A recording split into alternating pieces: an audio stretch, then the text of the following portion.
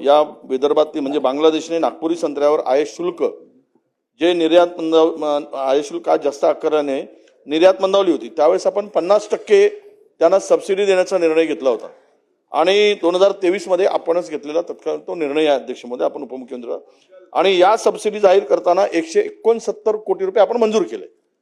त्यामध्ये नंतरच्या कालावधीमध्ये पैसे वितरित झाले, मंजूर आहे. आता ते पैसे वितरित होत आहेत, परंतु त्या निर्यातदारांनी यामध्ये हालचाली सुरू केल्या की हे पैसे आम्हाला मिळावे. आमची विनंती आपल्याला एवढीच आहे की हे निर्यातदाराला न मिळता हे संत्रा उत्पादकांना 169 कोटी मिळावेत अशी आपल्याला या निमित्तानं विनंती आहे. अध्यक्ष महोदय, त्यावेळेस जेव्हा आपण घोषणा केली, घोषणेनंतर आपल्या लक्षात आलं की हा सगळा पैसा निर्यातदार घेतील, म्हणून आपण त्याच्यात तरतूदच अशी केली आहे की तो पैसा शेतकऱ्याला गेला पाहिजे. त्यामुळे आम्ही तो शेतकऱ्याला जाईल असाच प्रयत्न करू.